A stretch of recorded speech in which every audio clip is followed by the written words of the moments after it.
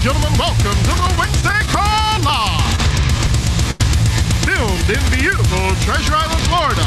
Now, let's hear it for our host, our president and CEO, Andy Albright.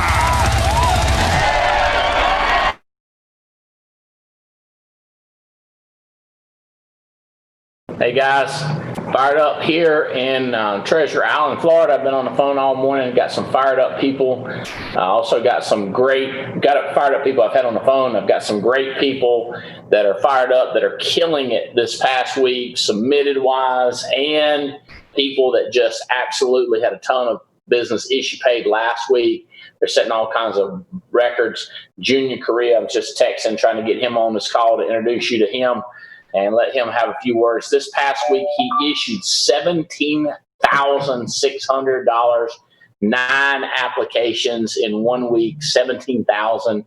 Woohoo! I remember he was struggling, saying, hey, how in the world is somebody issued 10,000 in 1 week? Now he's issued 17,000. Brandon Beal came right in behind him with 16,000. I'll introduce you. I'll do these leaderboards in a minute, but I've got some guys and some folks I want to introduce you to. I've got a great little teaching lesson right out of our values book about the accountability. How do you stay accountable? What is the behaviors tied into being accountable? All the agency managers are in a contest right now with a lot of cash involved. And we're talking about each manager being accountable to each other, because if every manager is accountable, we're going to rake in a bunch of incentive dollars that I have set up. But if you're on a hierarchy, if you're on a Chris Long group, an Andy Riddle group, or a Tawny Carey group, if Osuna and Otsoy and Reyes are accountable to each other, then you're going to have that much more success. Just like on a basketball team or a football team or any organization, when people do their job. Our football coach at North Carolina State, he calls it GSD.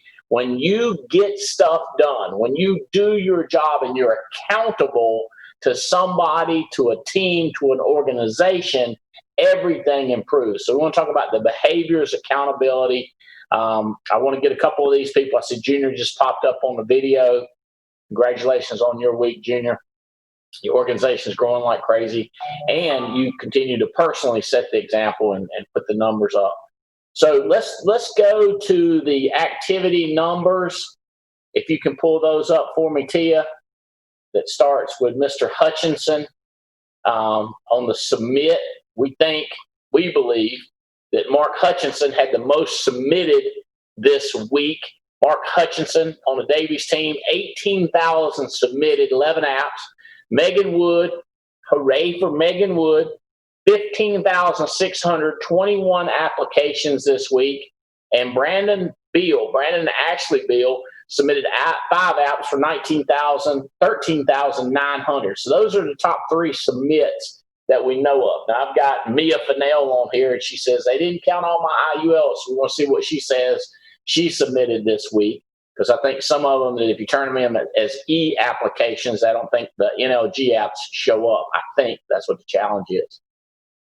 Let's look at this issue page. Junior, way to go, buddy. I see you on the leaderboard, and I see you on the video, man. What's up, Korea? Yes, sir. Brother. You remember saying, how am I going to ever issue 10,000 in a week? You remember talking about that? I think I got lucky. You did get lucky. You've been getting lucky multiple weeks in a row. Whenever I tell Adam Katz that I'm unlucky, he says, you're full of crap. You're lucky. That's what he calls me. So you just go ahead and admit it. You're lucky. How many appointments are you shooting for a week, Junior? 40 appointments a week. 40 appointments. So a blind dog with a note in his mouth and a COVID-19 mask on is going to be able to pick up some applications if he does 40 outs, right? Yeah, we've had people on our team, Andy, that have hit records just because they hit 40 appointments. So the record production because setting 40 appointments. And their skill is here. When their skill gets here, it's going to be crazy. Low skill level, high activity level. So and they're still hitting records. Yeah. It still hit records even though their skill level is low because they were in front of so many people. This is not rocket science, is it, Junior? No, sir. It feels like it up here sometimes. Junior be like, ooh, I got a question. Ooh, right? How about Junior? It's not complicated. Got to call people up. Understand. What are you on track to make this year, Junior? That's a good question. Somewhere between 2 and 250. Probably closer to 250 at this point. Hey, we're trying to get Sipe on this phone. Let's see. Sipe, how come you ain't on our call? Hey, how come you ain't on the call, bud? Jump on the call, bro. I'm trying to coach him up, Junior. He needs it. Junior. Yes, sir. You got to keep working with him, you know? I like Tim Sipe. He's crazy. I love Sipe. Brandon and Bill actually billed an issue paid almost 17,000. Megan Wood's number 3, Junior. She is not used to being number 3, but that's where she happens. She's gonna tell me she had her little boy. It's temporary. It's temporary. I see you, Megan. I see you on there. You got any excuses? That's what I did when I was in Florida. Oh, you're on vacation. That was a bad week because you was on vacation. I did 20,000 in 2 days. I'm up to 25 now. I was sitting at the beach. Oh my gosh. Jeremico, she beat you while she's on vacation, but we're still proud of you, Jeremico, because you paid over 11,000, 10 outs. Willpower has been coming on strong, 8,000, 7 outs. Mark Hutchinson. I think we got Mark Hutchinson on this call somewhere, I think. I'm not sure if I invited Hutch or not. 8,000. Jeff Turner out there in Texas, part of the Kelly Haney team, knocked out $8,000. Olga Mathis, 10 outs for 7,000. Mimi Romero, 7,000, 7 outs. Katrina Guston, right at 7,000 with 5 outs. A.C. Clark, 6,700. And Charlene Preston, I think she is tied into Bubba. Y'all know Bubba out there in Texas? That is his aunt, somehow tied in, a relative of Bubba's. Bubba Skinner, Paul Roberts' team. Good job, Charlene. All right, annuity production. Jonathan and Megan, they found a $400,000 annuity and got it issue paid. Boom. Yeah, that's going to bump them up a little bit in the standings right there. Annette Hare had one issue for $125,000. Hartlib got one for $80,000. Michael Hartlib, that is, Big Mike Hartlib. Maggie Clark then got one issue paid for $58,000. And Ethan Dewar then got one issue paid for $50,000. Good job, Ethan. Top 3 Forester producers. There's Charlene again. Bubba's relative, 6,400. Jeremy Patton got in 3,300 issued with Foresters, and Evan Patzer got 3,000 issued with Foresters. Top 10 recruiters for this week. Alex Abian comes in at number 10. Adam and Beth Katz come in at number 9. Rogers Straughter. You heard that right. Not Roger, but Rogers Straughter. Way to go, Rogers. Jeremy Patton got 2. I don't know Crosby. Well, tell us who this is, Fitz. And I'm having trouble. I would call it Adam Marie. That's what I would call it. Adam Marie Crosby. Andy Riddle come in at number 5. Kyle Weinbrenner coming in at number 4 in the country. And James Bazan, that name keeps popping up. James Bazan keeps popping up, part of Olga Mathis' team. Jerry and Cassie Burbage knocked out 5 recruits, and Paul Roberts come in with 7 recruits. It's funny how I'm looking at these people, the recruits, and I'm thinking, man, where's so-and-so and where's this person? But I'm excited for you guys that are winning those numbers. Hey, we have a ton of contests that are over. But hey, you know what? Are we prepared to pull up the Super PAC? If we are, Tia, we can do that real quick and see who hit those crazy numbers. I can pull it up as we went over it, but not the changes that you asked me to make. Those are okay. Well, when you get it done, just let me know. Maybe we'll come back to the Super PAC. But let's pull up the leader. Let's pull up some of these contests. I'm not going to go every one of them, but I'll highlight some of them. And I got a question for you after you pull it up, Tia. What do we have running for Foresters contest now? Anything?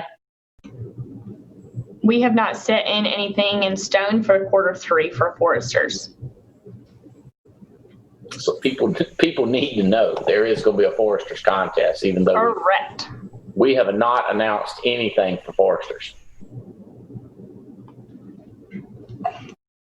Me and you need to put something together, and me and Mike Leventovich and you and whoever else, Tawny Carey, we need to run a contest for Foresters. We need to continue. They continue to be our number 1 company. We need to push them and support them like crazy. They're the ones that give us the best deals and opportunities and trips and everything. Matter of fact, speaking of trips, let's look at this one. We had a new contest. It was number of apps, and it was 1 single month. You could win an all expense paid trip for you. Only one out of the husband, wife, couple, spouse, whichever one of you chose to go, will flying you up to Toronto, Canada, and you're joining other people that have already won the trip. So when you look at this, it says prior winner. That means Mark Hutchinson has already won. Alfonso Thomas has already won. Mia Fennell has already won. And James and Pam Alara have already won. And then Adam Johnson is a new winner. Let's look at the winners. You got Tad Peterson. Congratulations, brother. Mike and Carrie Williams. Congratulations. You'll have a good time in Toronto. Paul Van Thoff. That's going to be awesome to hang out. Katrina Guston. Way to go, Katrina. Megan Wood. Woohoo, Megan. Going to Toronto. You got your passport, right, Megan? That's right. I see you. I've read your lips. That's right. Gus Turan. Fantastic. Gus. Going to be going to Toronto, Canada. Miles Gatos. Mimi Romero and Blake Christen. That's part of your team right there, Junior Korea. So those are the 10 new winners. I'm not going to talk about the people that barely missed. We love you. We hate it. We got 10 spots. As a matter of fact, I see there were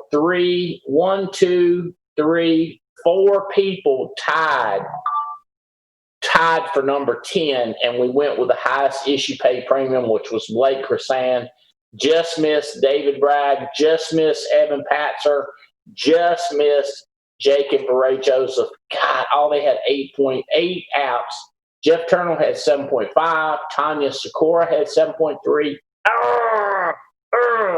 You guys, one more application would have gave you 9 and wouldn't have even mattered. You could have had one more child policy. Oh, that's right. We didn't have child policies with Foresters now, but now we have child policies. You know about that too, Megan, right? We now have those child policies. I sold 2. You already sold 2. Just became available. That's right. Monday? They were available Monday? Yeah, I sold 2 on Monday. God. Oh, God. Okay. All right. So I always love when everybody, I love y'all that y'all are saying y'all had, one more out issued and the score, the judges. I'll leave it up to the judges. Whatever Preston and Chris Shepard, whatever they say, I'm going with them. I ain't getting involved in scorekeeping. That's who they tell me won. I will bet on them statisticians and them NBA boys. They got all the details down. So we'll see. Hey, congratulate. Also, there is a money contest going on with Foresters. If you'll scroll down to that, Tia, and let's look at the money that was won. Let's just look at the top winners. Mark Hutchinson gets an extra $5,000 cash. Adam Johnson, $4,000. Mia Fennell picks up $3,000. Paul Van Thoff picks up $2,000. Stephanie Rodriguez, you had $5,000 for so long. Somebody must have nudged up a little bit. I think it was Van Thoff nudged up a little bit. So now you coming in with $4,500 extra dollars in cash. She was talking to me. Y'all like this. All you top producers, you seriously should consider getting a personal IUL, maximize target. I think what she's going to do is do a $250 a month target premium for a year. And then at the end of the year, she's going to start throwing in extra cash. But she maximizes her target, so it maximizes her production. Does this make sense, Junior, Megan? Maximize target, and then the next year start overfunding like crazy and start that retirement saving program. And by the way, what I just did yesterday, I'm using my cash in my policies. And of course, I've been putting into IULs for 20 years. I'm using my cash as collateral for some loans that I've done on the premium financing. So even now, if you put cash up as collateral, it freezes your cash and it can't grow because you can't be invested in the stock market or anything like that. But with cash inside of IUL, it can continue to grow, multiply, and work while it sets up as 100% collateral on these premium financing cases. So there's so many advantages, especially you guys that are in your 20s or 30s. I would consider a $500 a month target premium because, that's one sale a month. Target premium, that gets you a $6,000 sale that it'll get issued. And then after 12 months, start overfunding like crazy into that policy, because I started one 20 years ago at $250 a month. It's got well over $100,000 cash in it that I can use for anything I want, or can just let it keep growing. And then within 2 years, I started another one. I've got several that have millions of dollars cash value inside the Index Universal Life. In other words, as my income went up, I'd buy another one, buy another one, buy another one. Because nobody can question my belief in the product. It's just, I love it. Junior, you picked up $1,200. Debbie Ben picked up $1,100. Over $50,000 is given away in Foresters. You can go to the ARC, scroll down just kind of scroll through them real slow to you, and people take a look.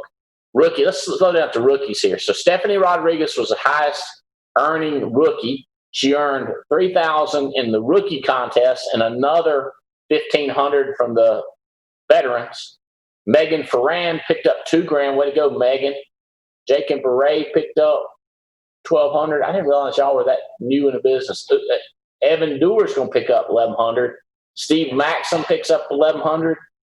Nice. Emily Katz, little 19-year-old girl in full-time school class at North Carolina State, picked up $1,000. A lot of people. Y'all can take a look through those. Tiffany, Dion, Annette, Chris Manifold, your sister's boyfriend. How's that go, Megan? What's his relationship to you? My cousin's boyfriend. Cousin's boyfriend. He won some cash. Okay, scrolling on down, Tia. Good job. let's see. I want to go down to these fanatics. I think these fanatics are probably on the phone with us. Megan Wood picked up another $1,000 bonus for 52,000 issued last month. Woohoo! Junior Korea, 45,000 issued last month. Guys, this is a fanatics bonus. You can win $2,500. Issue pay $500,000 in annuity. We had one guy do it, Neil Billings. Is that who it is? Yeah, Neil Billings issued $527,000, 2 annuities. So he gets an extra $1,000 bonus. You can actually win on both sides, Megan, if you find an annuity money. Paul Menachino, Kyle and Janina Wilson, Jeff Turner, Lee Reyes, Marvin Hotsoy, Neil Billings, Katrina Guston, and Jeremico Edwards, all over 30,000 issue paid. The lowest app count in there was 22. By Otsoy, he got some high IULs ready to go. Otsoy, extra $1,000. Just missing it. Jason and Tawny Carey didn't have enough apps, but he had the premium. I think that's what the deal is, why it's not highlighted. Mark Hutchinson, 28,000. I could be wrong on that. Y'all can let me know if I'm wrong on that call. Hey, let's go to the West Coast recruiters. Go down to the West Coast recruiting. So very limited. Sorry, that is correct. They have to have a minimum of 15 applications. Okay. West Coast recruiting. Thank you, Tia. West Coast recruiting. We have promised to fly the jet out west and fly back the top recruiters. Unfortunately, Brandon and Ashley Bill are not ranked and recognized as agency managers yet, but they will be soon because they're recruiting like crazy. So we're going to owe you, Brandon and Ashley, a flight on the jet. I'll probably be coming to your house on the jet or coming to your neighborhood on the jet myself. Jake and Belle Krause sneak in because Brandon and Ashley are not eligible. So that'll put Jason and Tawny, Jake and Belle Krause, and Paul Roberts and Tamara will be jumping on a jet coming rolling into the Tampa St. Pete. I wish we'd flying you into our hangar, but with all the COVID-19, we ended up doing this in Florida down here in Tampa. So I look forward to seeing you guys. Diane Lampy just missed it. Manzo just missed it. Joseph 2, Jeremy Patton's guy, Kelly Haney. You guys put in a great fight. All right. Scroll down. Let's do the time. Andy, Jake and Belle did win it outright. There were 3 winners for California, so they would have won either way. So scroll back then. So, I don't want to spend more. This is what we were talking about. I was talking about this with Amber. Does that mean we had 8 people scheduled on the jet? We have 6 people scheduled on the jet. Well, if they won it outright, it would have been 8. So I'm just wondering, and that's what I was trying to get from. You had 3 West Coast winners and 1 Texas recruiter winner. So you would have had 8 if Brennan and Ashley were able to go. So we have 6 plus a media person on the jet. Okay. Nice. Thank you. Okay. This is the manager. So these managers have already won a trip to Thailand. Paul Roberts, James and Jane Hill, Mike and Noel.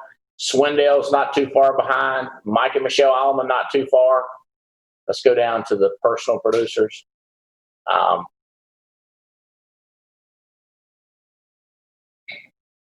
All these people have already won the extension. Chiang Mai, Phuket, Kyle and Janina Wilson, Ian, Brant Swindell. So those top 4, Megan Wood, Paul Menachino, and Katrina, have already won an all-expense-paid trip to Chiang Mai.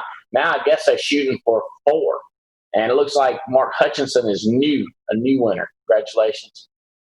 All these folks. Jeremico won Phuket. He's new. Mia Fennell, way to go. Mia won a trip to Phuket, Thailand.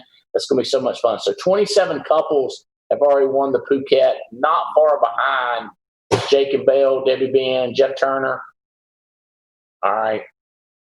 All these are on. One more I want to look at for sure. The top 12 producers for the other and guarantee. This is going to be a party down here at one of my favorite hotels. It's called the Don Cesar. You can look it up. It's a beautiful pink hotel. We were out there yesterday signing some signature, getting some signatures and getting them approved. We had a notary out there that works out there. So we went over there, got some signatures and hung out, had some lunch. What a beautiful spot.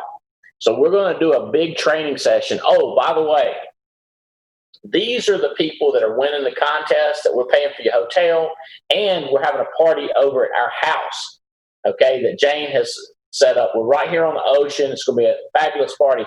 But I did want to tell you that the training session is going to be open to a ton more people. We have a massive, beautiful training facility that actually I found out about this week. We had a smaller room. We're going to be very limited. So now we're going to open it up. We're going to have fidelity and guarantee. We'll shoot to have our premium financing guy down. It's going to be a wide open training session. So I'll invite a lot of you guys on the East Coast. Maybe I'm some West Coast guys come out and spend an extra couple of days at the Don Cesar. But this is going to be crazy. We got several rookies that are so close. The trick is you need a minimum of 5 applications. So Altador, I think that's Leo Altador. That's another one I'd like for you to check on, Tia, to get his name changed. Leo Altador, where it says Rut A. I think that's his wife's name. If you would change that to Leo, that would be awesome. If you could check my scorekeeping guys. And James Perry has won it. James, we just need you to get 5 issued apps. Marty Gonzalez right now is number 1 with the rookies. Jason Tawney, Marilyn Martin Ward, Paul and Sam Menachino. This is going to be a great contest. A lot of fun, a lot of training, a good party too, I guarantee you. Jeremy Patton, Miles Gatos, Chris Baldwin, way to go, 27 issued. Amaka, way to go, 17. James and Jane Hill, way to go, Jane. And Marvin Otsoy, 91 IULs issue paid, smoking for $87,000. Great job, Otsoy. It's a lot of people in that contest. Justin and Jason, Sidney Bailey, they're not far out. Brandon Ashley Beal is not far out. David Lewis, a lot of opportunities there. Oh, let's do the Rolex watch. Okay, right now, Megan Wood is crushing it to win that bad to the bone female Rolex watch. That is the coolest one we have. If Paul wins it, comes from behind, and sneaks up on Megan, I guess he could get that watch and give it to Sam. Katrina Gustin could go crazy in the next 6 months, 5 months. She only got 5. August, September. I guess we got the rest of July, August, September, October, November, December. So 6 more months. Katrina Gustin could come smoking in there if she wants to challenge Megan and get that watch. We'll see, Megan, if she makes a run. Mark Hutchinson, y'all get it right there. Brant Swindell, Janina Wilson. This is 13 people have a chance to get a free Rolex watch. Eric and Bobby Belair are battling out. They're only up ahead by $700 with Joe Dukes. Minerva Profil had a strong submit week. Jeremy Patton's coming on strong. It's going to be tight. Robert Wilson is now up in there getting a Rolex. I think he already got one from me. Junior Correa, Junior, you up in there with that watch? Woohoo! Marcus Richardson, a Rolex, baby. Check him out. You need a Rolex, baby. Brant, Jane Hill. Okay, let's see what contest. I'm going to get onto this training. Recruiting. Riddle continues to smoke everybody. This is cash that he is apt to win. $10,000, 144 recruits. Jason and Tawny Carey, 5,000. Woo! All right. All right. Okay. Let's go on to the slides and the training on accountability. There's a lot more leaderboards recognition that's posted on the ARC. Check it out, guys. We want you to see it. All right. So here's who I think we've got on here. Let me see if everybody's on here. Megan Wood, you are leading the country chasing this Rolex watch, putting money in the bank. You're on a mission to put $100,000 cash in the bank, on a mission to spend as much time as you can with your little boy. And you're starting to train some really good people, Megan. Would you say hello? Just give people a little high altitude, where you're from and who you hired by and what kind of work you've done. Okay. So, hey, everybody. I'm from Crawfordsville, Indiana. I was hired by Mike and Noelle Leventovich. I can finally say their last name now, so I'm fired up about that. It took me a while, but I got it down. I was a waitress and a bartender for 13 years. I'm a single mama. And my goal was basically to be a stay-at-home mom. So I didn't want to work as a waitress and bartender anymore. I want to be, I'm a single mom and I wanted to be a stay-at-home mom. So I was finally able to get that opportunity through the Alliance. So it's really changed my life. We don't worry about money anymore. Got money in the bank. If we want to go on vacation, we just go. If I got a bill that needs paid, I just pay it. It's really a blessing. It really is. And it's a way for me to focus my mind into something positive instead of something negative.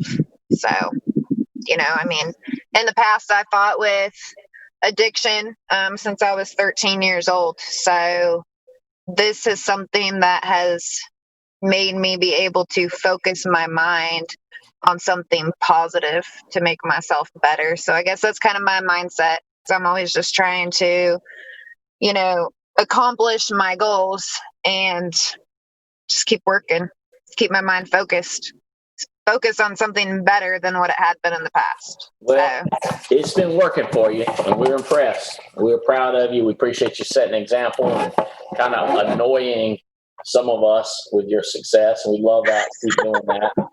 On vacation last week, you paid over $10,000 in a week. Yeah. I want to introduce a couple more of these guys, but I want you to give. I was talking this morning to Noel and Mike about how you think about your clients and what they need, and how you strategize on how you're going to help one more person, one more policy, one more area of coverage in their life.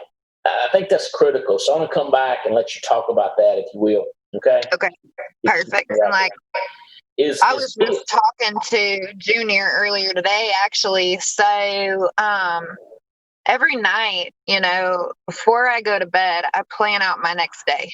So I'm running appointments, I'm doing drive-bys, but also I've got a sheet of paper of a list of 20 people and what I'm going to write for them next. What do they need next? Like, what are they looking for?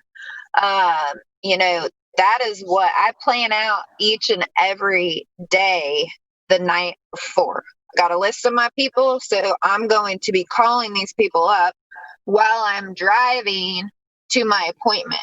So not only am I selling, policies to my new clients or doing drive-bys, I'm helping out other people on the phone while I'm driving. So I'm just constantly thinking, I'm constantly thinking like, oh, I helped out James. What else can I help James out with? What else does he need? Did he tell me that his dad passed away of cancer? Did he tell me that he's on blood pressure medication? So I got to help him out with a heart attack and stroke policy, because it's likely people on blood pressure medication could have a heart attack. So I'm just constantly thinking, who am I going to help out next? What is going to be the reason for my call? Am I going to offer them a hospital indemnity? Am I going to offer them a critical illness? Am I going to offer them an accidental because a year ago they had a motorcycle accident? They're still riding their motorcycle. So that's probably what I would go to.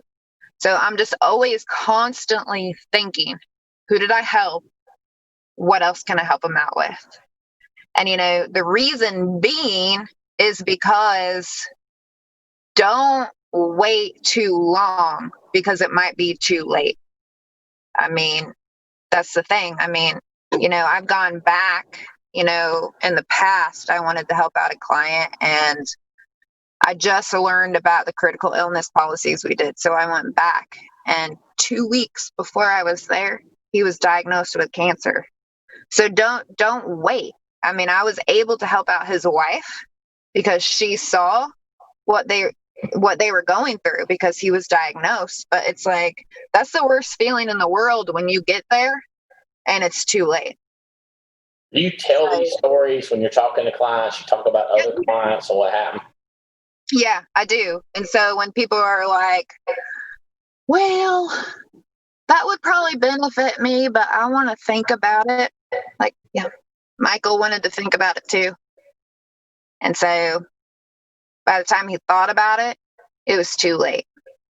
And Michael's sitting there with all these hospital bills because he was diagnosed with cancer and he's not able to pay his life insurance. Like, don't be like Michael because he wished he would have made a decision right there. Don't be like Mike. Don't be like Michael. You know? And I mean, I talk to him like that because it is our job to open these people's eyes. You should. They not do it themselves. Like Mike always taught me that you have to be the parent in the room. You have to be the parent. I don't care if it's to a 60-year-old, a 65-year-old, a 70-year-old. And it took me a little while to get that. Like, I'm a parent to a 5-year-old. Like, I mean, you have got to be the parent because if you don't, nobody else is. Nobody else is going to do it. That's right. All right. We're going to come back and ask you some more questions along those lines. Mia Fennell had a hell of a week turn in submit. Fennell, are you on here? Can you open up the mic and video? I'm here, Andy. Can you hear me? I can hear you and see you now. Hey. That was a big week last week. Yeah, it was a fun week. Yeah, we did. I did 27,900 with NLG, and I wrote it all through eApp. So I was like, "What in the world is not even showing up?" But yeah, so it's fun. And then I got on a plane and went to Houston and hung out with friends.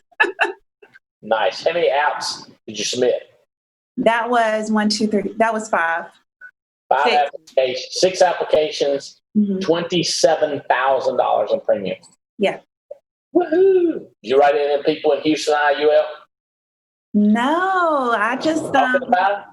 Yeah, we talked a little bit about it, but it was for a friend's birthday, so we were just having fun, and I got good connections for me to people that I connected with when I got home. Hey, let me ask you something. Anybody out there making the kind of money you make? No. Careful hanging around broke people.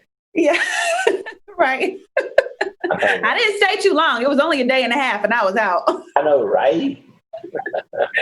Yeah. Tell everybody your background. I'm gonna step away a second, but talking about your college education and your job that you had and everything. Everybody was like, "Go, girl! You got you a good job." Mm-hmm. Yeah. So my name is Mia Fennell, everyone. I live in Charlotte, North Carolina. I was actually hired by Terry and Tia Edwards. They brought me on 2 years ago, a little over 2 years. And my background, I come from corporate America. So I graduated from North Carolina A&T State University, got a degree in supply chain management, which is in the business school, and started working and developing my corporate career pretty early. So by 23, I was managing people. I had staff, and I was managing about $30 million a year for Georgia Pacific. So I wanted to get out of corporate America, but never really knew a way out. So I had joined a network marketing business, and unfortunately, I had a big team. I had about 500 people in my organization, but I was never able to make a lot of money. With network marketing, even though you have a lot of people, it requires even more, a massive amount of people to make a good income. So I never really could get my income above $2,000 a month. So I stayed in corporate America until eventually I was let go in 2018. And I was let go from Bank of America. That was my last job. And I just made a decision that I didn't want to live that life anymore. I hated doing that. I knew that there were people who had time and money freedom. I was exposed to them. So for me, I'm one of those people that if I see it's possible, I'm not going to think it's not possible for me. So I was exposed to the Alliance because of Terry and Tia. And I remember, Andy, when I first started, I had something come up on my Facebook a couple of weeks ago, like a timeline review of 2 years ago. And it was in June. And I was so excited. I had posted up my numbers I did $1,700, wrote $1,700 in premium in that week. And I was so excited to write $1,700 in a week. And it's just so crazy because now, fast forward 2 years later, in that same week, I wrote $27,900 in a week. And I am just blown away by the opportunity that we have here at the Alliance. I'm so grateful for you and Terry and Tia and Riddle and Olga and Jason, just for being patient with me through my process. And now, I mean, I have staff, I have 2 people on staff. My group is growing. I just bought an office, and it's just crazy. The money is ridiculous. I have an accountant. Yeah, so it's fun. We're having a good time. You're on mute. There you go. Thank you. I'm so proud of you. And I also remember somewhere in that from submitting 1,700 to submitting 27,000, you talking about getting a job, and I was laughing so hard at you. I was like, girl. Andy, you got to let me tell what happened. All right. So one day I called Andy. It was halfway through this journey. It was at the end of 2018. And I called Andy because I wasn't making as much money as I needed to, like, over my bills. And I was like, oh my gosh, this is not working. Maybe I need to get me a job just to be able to supplement some income while I'm growing the Alliance. So I go for a day and I sit at that job, and literally they wanted to pay me $15 an hour to sit at that job. And I remember I put in my calculator 15 times 40 hours a week, probably 60 times throughout that day. And I kept getting the same doggone number after taxes. It was like $500. And I was like, I can make $500 in an hour. Why am I here? So I called Andy. As soon as I left, I called Andy. It was my very first day on the job. And I told Andy what happened. And the first thing he did was bust out. Yeah, Junior, that's right. How much is $650? Yeah. I called Andy and he busted out laughing, and he laughed so hard. And all he said was, Mia, I'll call you back. I called Terry. Terry busted out laughing, same reaction. And it was so funny because that night I was sitting at my computer just questioning, what in the world do I do? And Andy calls me back. And Andy, I will never forget that conversation. For 45 minutes, you poured into me and you gave me a challenge on that call. You said, Mia, do you need a job? Do you need a boss? And I said, what do you mean? And you said, I don't need anybody telling me how much money I can make. I don't need anybody telling me where I can live. I don't need anybody telling me when I can take Jane on vacation. Do you need a boss? And I said, no, I don't need a boss. And that night I killed it on the phone all night long, never went back to that job, never even thought about it. And it's just been going ever since. I just can't comprehend people that they have a chance of a lifetime and they're more interested in a video game or I don't even know, a television show or one of these silly shows that they film. They probably, I don't know what they got in them. I mean, there's no cars getting tore up. There's no bombs blowing up. So, I'm talking about these, I don't even know what the name of these, they're like, you go on Netflix or HBO and they got like 20 shows ready for you and they binge on these things. I'm going like, really? Like you're more interested in that than getting rich? Like, wow. We're going to Thailand. You don't want to be over Thailand and be broke. You know what I mean? You want to win the trip and have cash. When you come down here for those IULs, I'll show you my yard. I got furniture that I bought when I was in Thailand. Took almost like 9 months to get it here. Put on a slow boat from China. You know what I mean? We sprayed it down, make sure it didn't have no COVID on it. Yeah. But you know what I'm saying? You don't want to be over there in Thailand broke. You want to win an all expense paid Thailand and go over there with 50 grand in your pocket. Mm-hmm. But I don't understand. And I'm glad. And that's what I was asking you is, are you one of those people that need somebody to make you go to work? Because some people just need that. Yeah.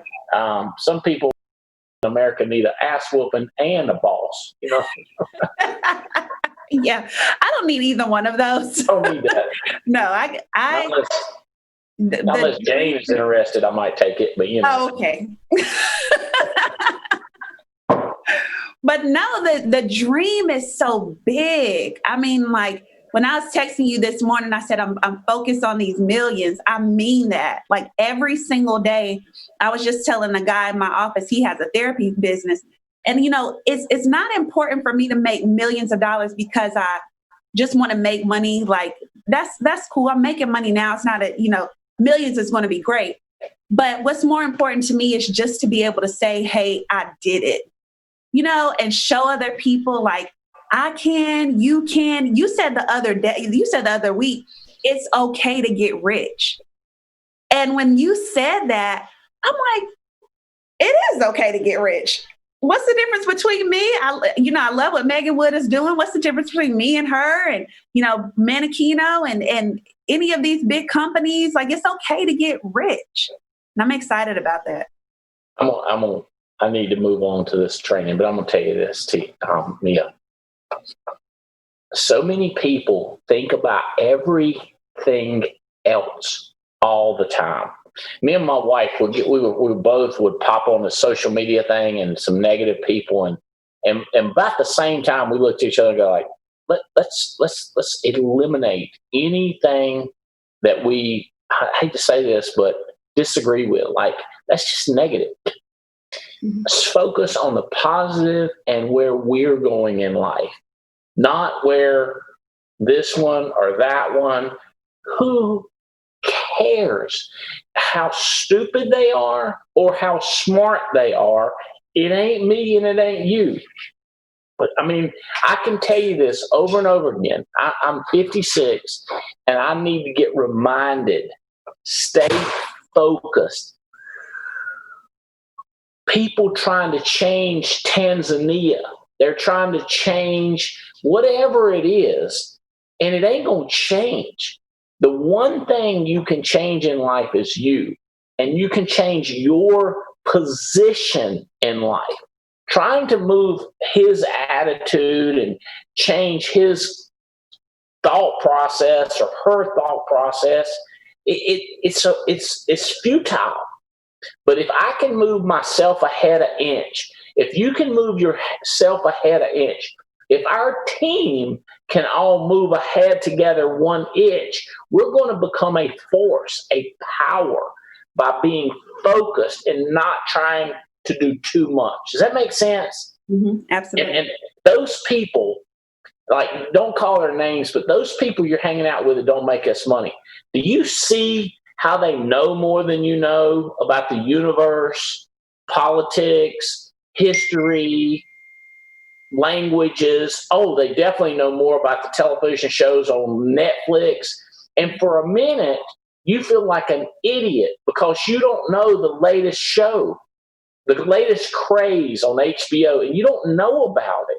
You don't know about these 2 great movies. So you make a note like, oh, I got to watch those movies and I get caught up. And then it occurs to you, you make twice as much money as they make.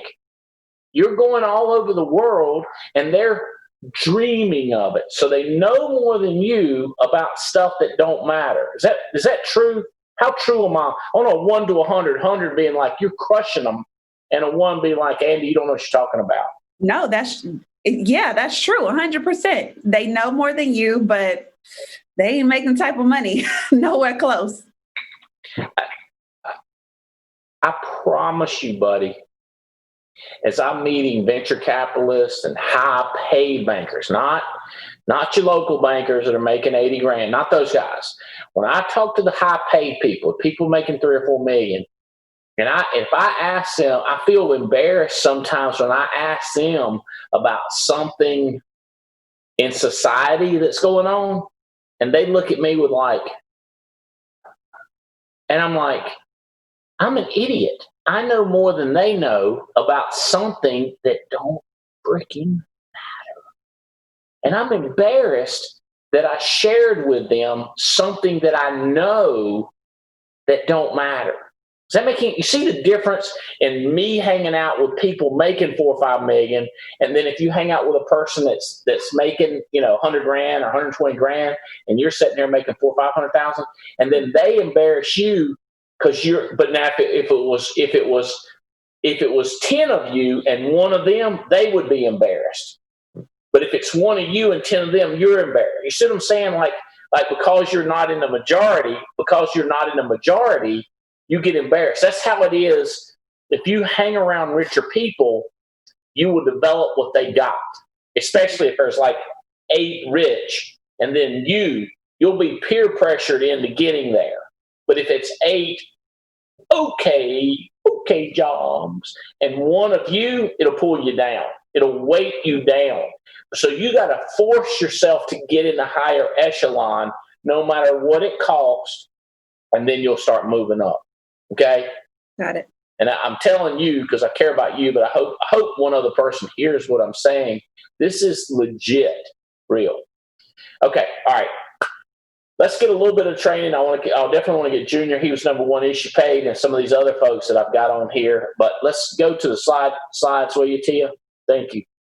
All right, accountability, one of our values. Go ahead and go to slide 2. This is where it kind of starts. There's how about this? People good for making excuses ain't usually good for much else. You're really good at making excuses. Not real big on annuities, not real big on referrals, not real big on bank account, but you're damn good at making excuses. People that are good at making excuses because they're brilliant, not too good for anything else, according to Benjamin Franklin. And I'll add in, I agree. Okay. When you come up with an excuse, you come up with a reason to stop. And when you stop, there's no forward motion. How complicated is that? Stopping does not create forward motion. Excuses give you a legitimate reason to stop. And now you don't fall forward. Duh. Okay. The 4 different options. Let's go on. And you become an onlooker. You become a watcher. You see other people succeed, other people buy yachts, other people buy jets when you become an excuse maker. Okay, 4 behaviors, and then we're going to hit these 4 pretty hard. Willpower and habit, smart decisions and mature decisions, proactive posture, taking responsibility, being persistent, and remaining curious. Are you still amazed by stuff? Self-discipline is willpower and habit. I want to get into that. Think. Megan talked about thinking about her clients. Wise decisions, emotional decisions, ownership. You own your own business, what I was just talking to Mia about. Do you own your own business or do you need a boss? Do you need somebody else? Do you need a mommy? Do you need a daddy to tell you what to do? Ownership, your decision to kick ass. And then being a self-starter, meaning motivation from inside as opposed to somebody screaming at you. Inside motivation. And the biggest reason is because you just persist and because you're always curious, interested, wondering how something works. Okay, so let's talk about this first one on the next page. Okay, go to next 4, slide 4. Okay, the self-discipline part. Okay, this one's interesting. Let's do the quote here. The difference between a successful person, a successful person and others is not strength. And it's not smart, but it's a lack of a decision. It's a lack of will.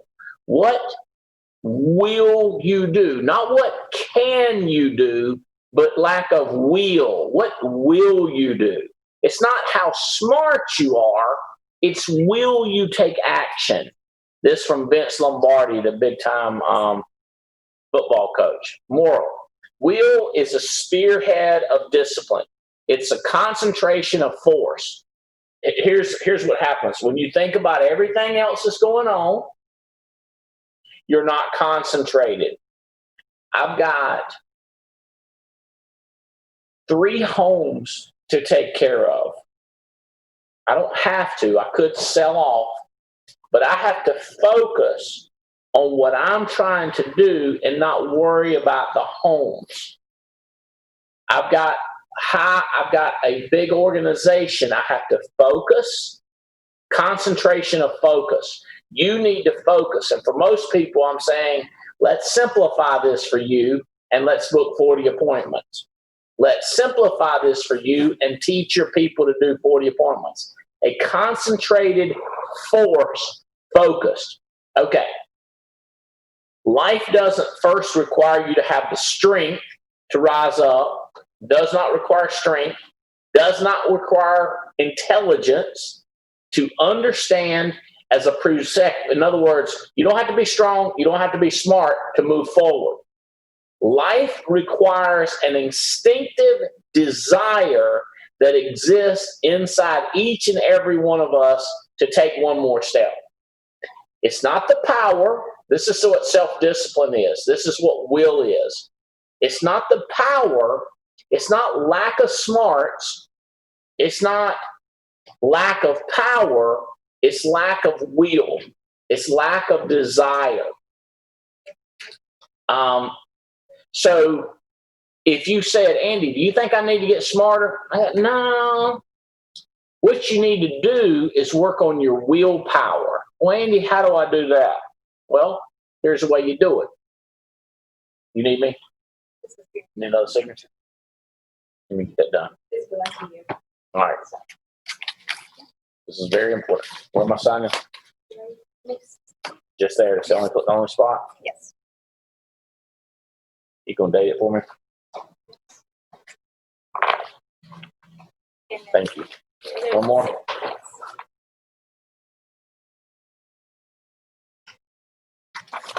you.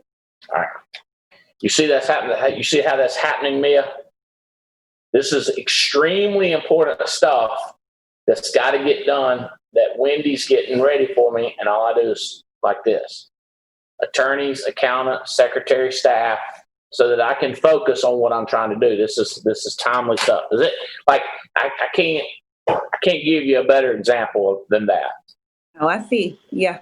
And what you could hear in the background, I'm sure you hear it, was Wendy talking to James, her getting James' signatures.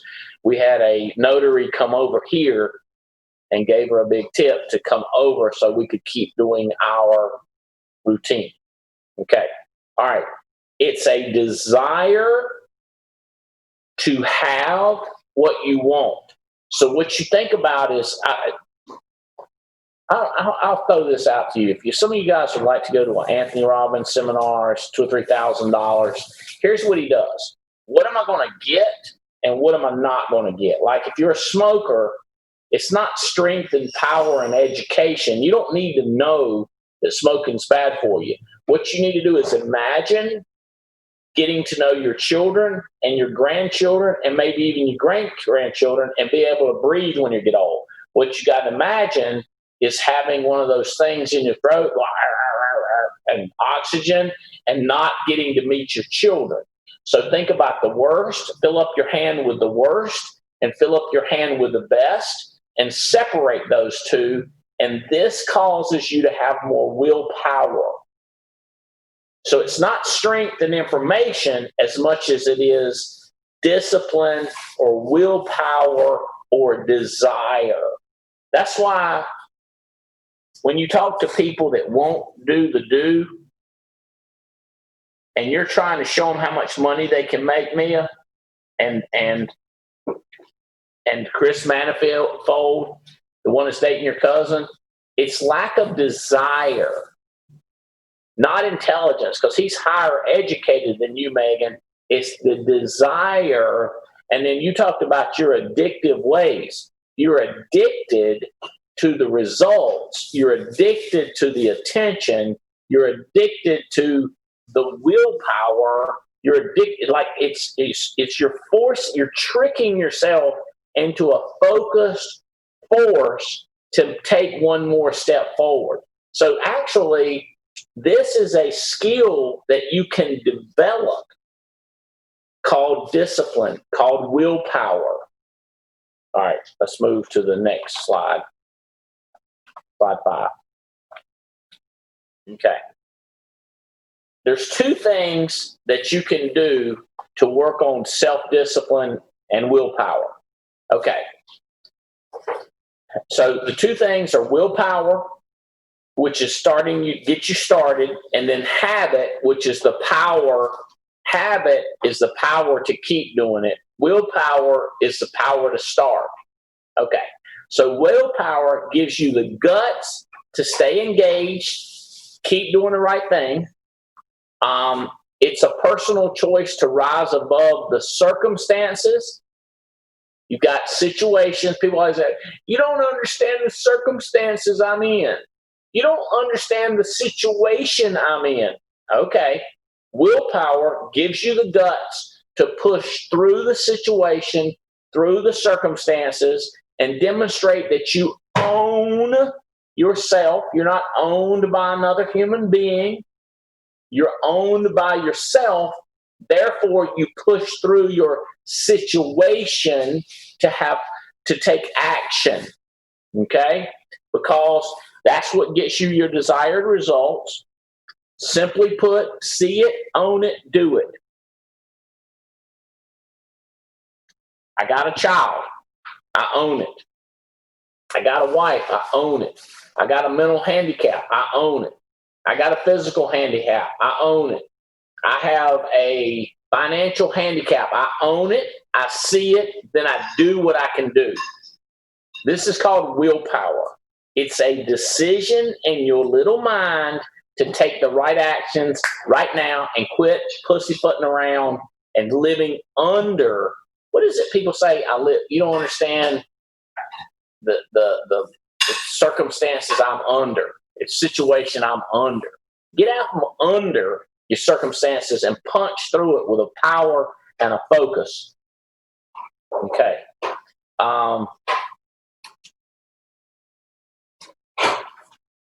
Habit. Habit is a way to fortify or layer your actions. So fortify your position during the course of action. So when you push through and you push through and you push through, you develop a habit, and it's like a layered protection that when somebody tries to stop you, your habit blocks them from stopping you. So it's fortifying your position that you can do the same thing every time you need to. So if willpower is your initial thrust to take the first beachhead of life, then habit allows you to keep or sustain the effort by taking a little more territory each day in order to advance your position. So what you saw in Megan Wood is she had willpower to get started. Mia had willpower. Junior had willpower. Tim Sight has willpower. Doje willpower to push through. And then because they keep doing it, it puts an armor against them so that somebody just can't come and make them stop. They got a habit of doing it. All right. I was told to watch a video, and I'm going to ask Mac and Tia to get this video out. It's on Rocky in the movie. I don't know, one of the Rocky movies, and he's talking to his son because his son had got up in his early 20s. And he tells his son, he said, son, life is going to knock you down. And it's not how hard you punch in life. It's how often you get up when you were punched. I live by this motto, Megan. Junior, I promise you, get beat down, get back up is the willpower. Get back up until it becomes a habit of getting back up, and it will frustrate the enemy. And to be clear, guys, I feel like there's an enemy out there, whether it's spiritual, whether it's other people, whatever it is, whether it's prejudice, whether it's lack of education. There's an atmosphere that tries to stop me. My ability to get back up after I've been hammered is the thing that I live by. And Rocky, y'all should send out that YouTube of Rocky talking to his son saying, Andy, I have it pulled up if you want me to play it. Just email it out. Text it out to people, okay? Just text that link out. It's just get your ass up and fight again and quit being a baby about it. I don't want to say don't be a girl because we've got so many girls kicking so many men's ass. I don't want to say don't be a girl, but don't be a silly little girl, I guess. Can we say that? And then, some people are going to be offended by that. Like, woohoo. Then they're going to try to beat me down, and I got to get beat down by them. Oh, I offended people. I feel really bad. I got to get back up and go back to work every day. Like, y'all understand what I'm telling you is people beating you down for whatever reason, putting you down, your job is to get your butt back up. This call is from me. Yeah, a rocky speech. Yeah. Self-discipline is this. Do you need a boss? Do you need somebody to own you? Do you need somebody that you punch in for? Is that what you need? Or do you get your ass up and fight for you every day? Put bread on the table, bacon on the biscuits, the basketball in the net. What do you do to get back up after somebody beats you down? That's the whole self-discipline thing. And then once you get through that, how do you create a habit so that it's a protection around you, like an armor that keeps anybody from piercing it? And then you just get in the habit. And that's how this is Junior, this is how you get rich, bro. This is how you get rich. This is it. In a little capsule, boom, you out. Self-discipline. Okay. All right, let's go. We got two other things on. There we go. Go back to 5. Hold on right there for a second. Okay. That's it. I'm good. Let's go to number 6. Thank you. All right. This one is interesting. Think before you act. Regret is unnecessary. Think about the consequences of both acting, avoiding a train wreck, or acting because you're going to miss out on an opportunity. So here's what this is saying. All right. You need to act to not miss an opportunity. You need to not act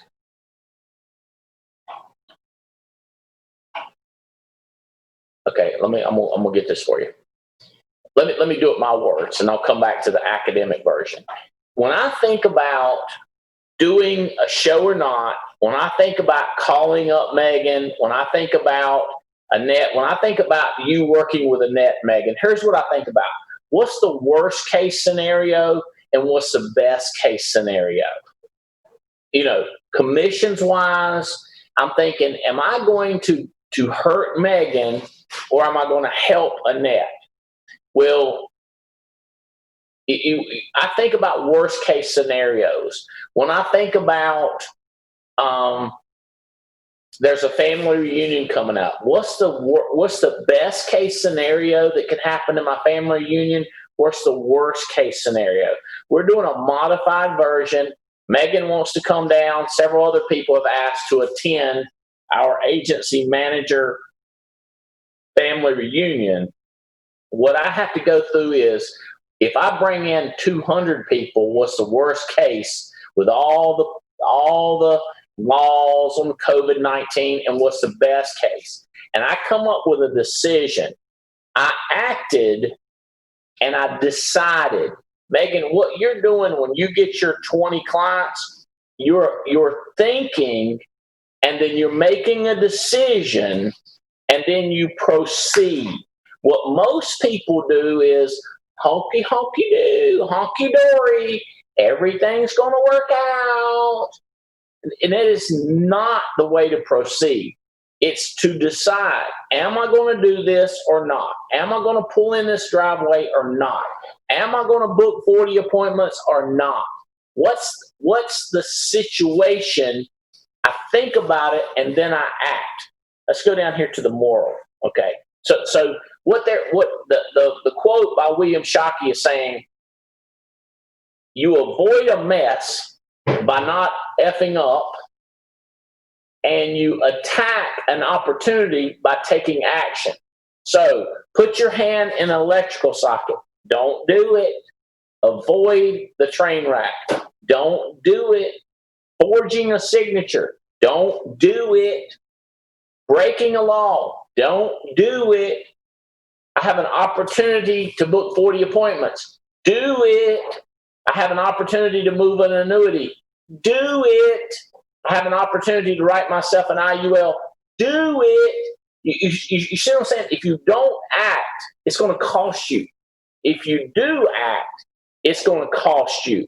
There's things that you need to not do, and there's things that you need to do. That's called thinking and making a decision.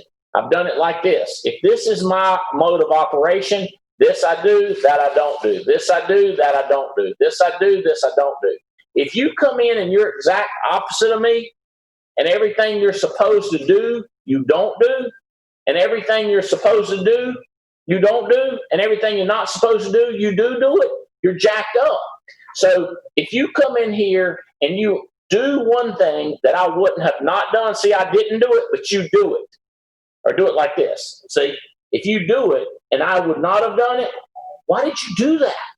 What you want to do is you want to copy the recipes of what works. Okay? All right. Thinking about everything going off in the world is a not do for Albright. Calling top producers is a to do for Albright. Trying to work with the worst person on your team is a not do for Albright.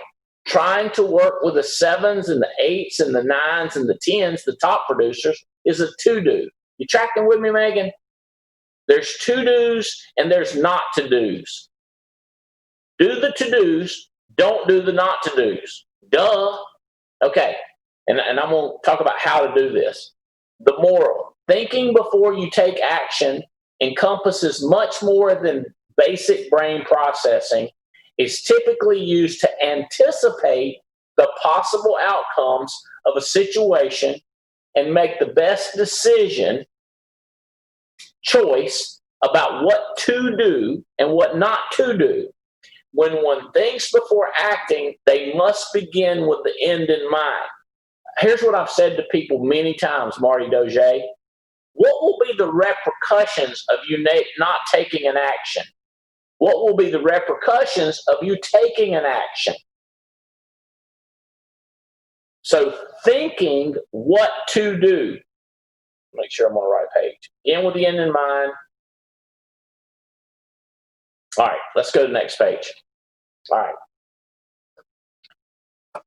Think before you act. Wise decisions and emotional maturity. Okay. Every single decision you ever made or ever make has consequences. I acted or I didn't act. Sometimes when people don't make a decision, that is a decision. I can't decide if I'm going to go to family reunion. Okay. Well, it goes by and you didn't go. You made a decision not to go. No, I didn't. I could never decide. Not deciding was a decision. Hello? Make a decision and give me the logic that backs up why you did it. You knew these were the consequences. Why did you do it? Thinking it through. When we learn to evaluate our decisions or lack of decisions based on consequences, all other considerations and distractions fall to the wayside.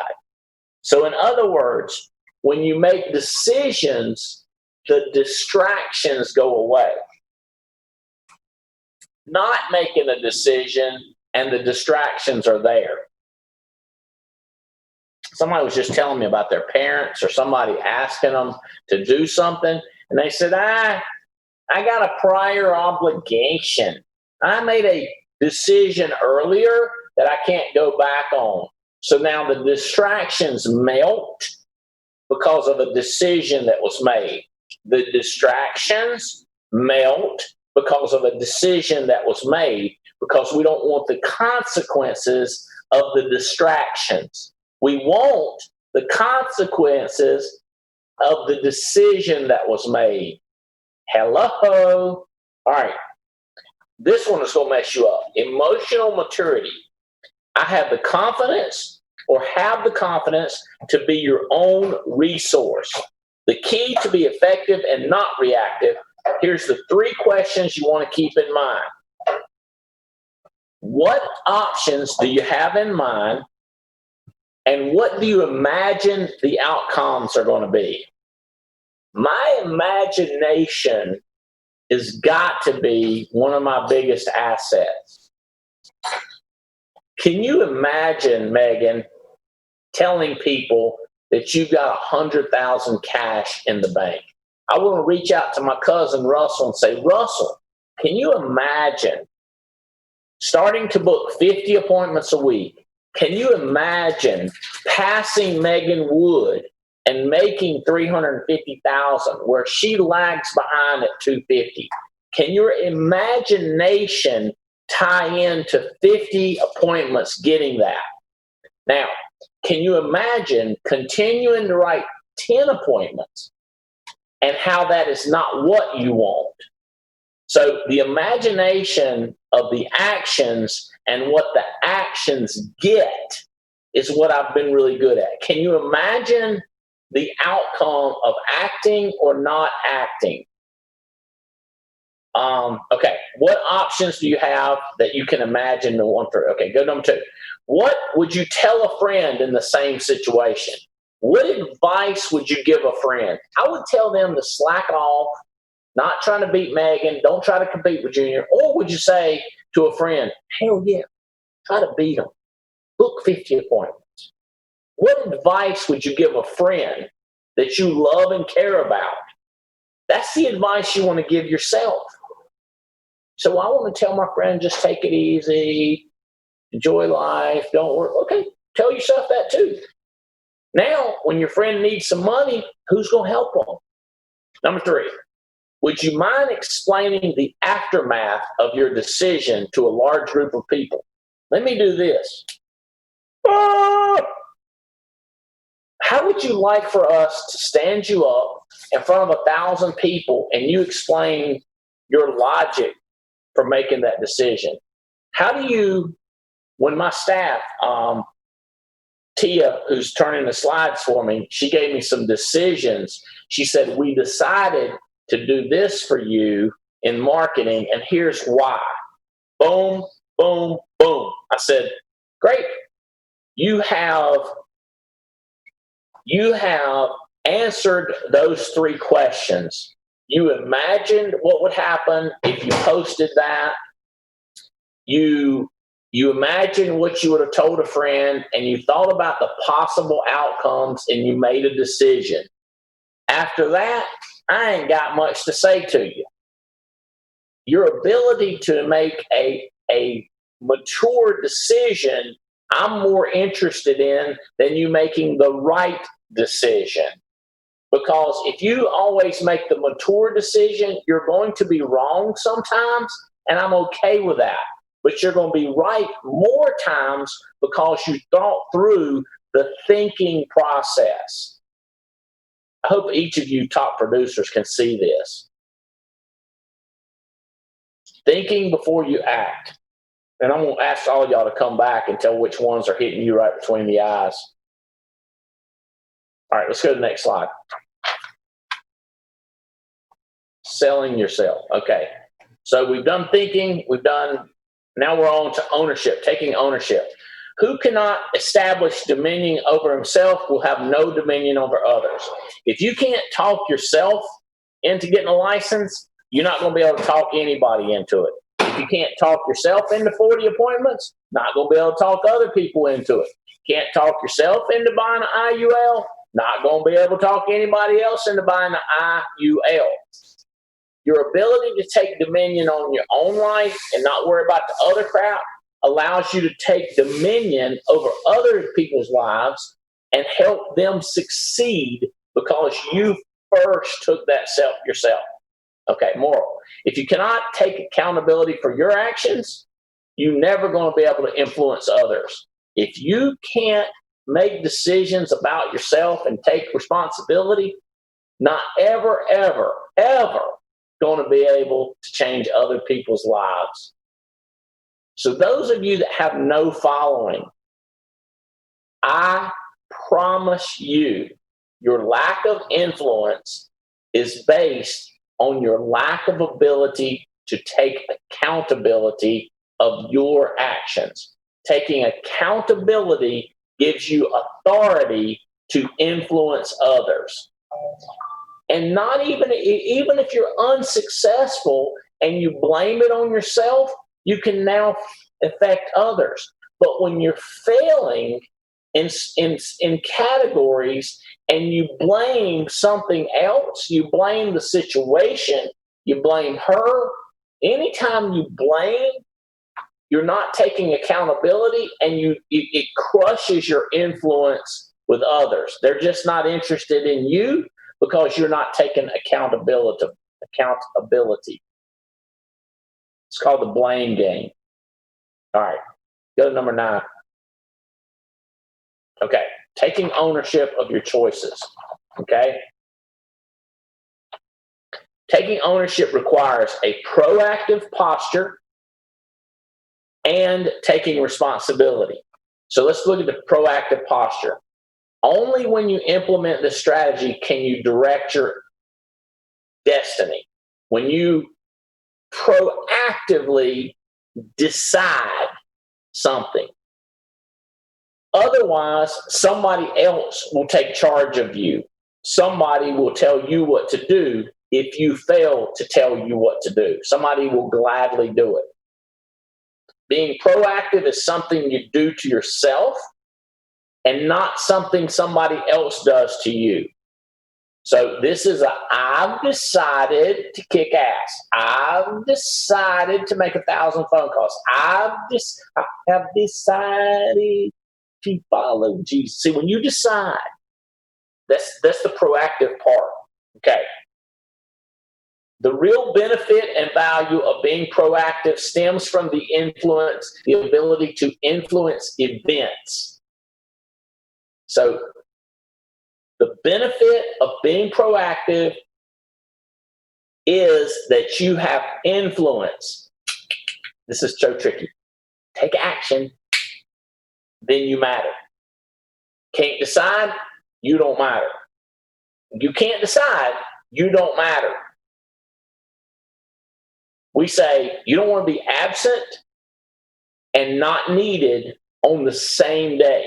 Because if you're absent and we don't need you, explain it to me. The trick is to be needed, take action, and cause an event. Influence something. Okay. I like this. Outcomes before they ever happen. Influence stuff before they even happen. John Maxwell calls it the meeting before the meeting. We have a proactive meeting. I call my attorneys. I say, hey, listen, before we meet with the other attorneys, we need to have a meeting before the meeting. And they go, aha, the meeting before the meeting. It's called a proactive approach. Somebody said to me today, I didn't know that I could text you. I didn't know I could tell you that. It's called proactive. All right, second part, take responsibility. It's the true price of greatness. I want to cry. You want to be great? Take responsibility. Quit blaming it on your granddaddy. Quit blaming it on my granddaddy. Quit blaming it on your wife. Quit blaming it on the calories. Quit blaming it on the weather. Quit blaming it on the president, the vice president. Quit blaming it on the congressman. Quit blaming it. What you do is take responsibility and take action. It's the price of greatness. Your lack of blaming others is the price of greatness. Okay. If you want to be great, if you want to be a leader, then you are going to have to be the one to take responsibility for empowering others to make decisions. If you ignore this type of responsibility to your downline, then their failure makes you blameworthy or guilty of culpable negligence. Oh God, this just went into chess playing and not checker playing. If your group's not succeeding, if your kid is not succeeding, if you are not succeeding, you need to take action. Make things happen and be wrong, but don't be complacent. I would rather you be wrong, Leventovich, Riddle, I would rather you be wrong than complacent. I would like for you, Riddle, Stephen Davies, to create results by taking action. This is what this is talking about. So Tim Sipe, take action. Doge, take action and cause a desired result because of your chess moves ahead of time. This is the price of greatness. You're responsible. You have to make decisions. You have to take the consequences. You have to think about the consequences and make the decisions anyway. All right. This is a tough one right here. Because now you're in charge of yourself and you're in charge of others. Proactive posture, plan ahead, take actions, take responsibility regardless of results. It was my fault. Here's what I'm going to do next. Didn't make a sale. Here's what I'm going to do next. Not, I'm going to wait for the leads to change. All right. Go to number 10 for me. Okay. Last one, and then I want to come back to some of these top producers and get your comments on it. This one is being a self-starter. Aristotle said, I count him braver who overcomes his desires than who overcomes his enemies. For the hardest victory is over oneself. A lot of people would rather fight their enemy than fight themselves because they themselves are the toughest enemy of all. So being excited because a person beat his enemies is one thing. A person that overcomes himself, that overcomes his own personal desires. Woohoo! There's your girl. There's your guy that overcomes their own personal problems and continues to take action. The moral, in order to take initiative, we have to push back our own excuses and our own insecurities. This requires an attitude of accountability, which gives us permission to fill the gaps of wasted time with function, practical, and useful steps to take back over our lives. This is so crazy psychological. All right.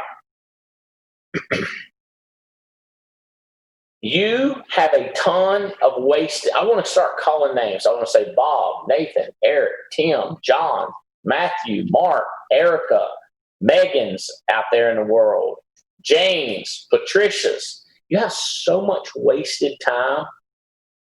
But if you take accountability, you will take a waste and you'll put in something productive. Megan, you were on vacation and you outwrote most people because they have massive waste and they won't make a decision to make a proactive step, a mature choice that causes consequences like a premium. If you want to take back over your life, you have to plan, you have to make a decision, and you have to do.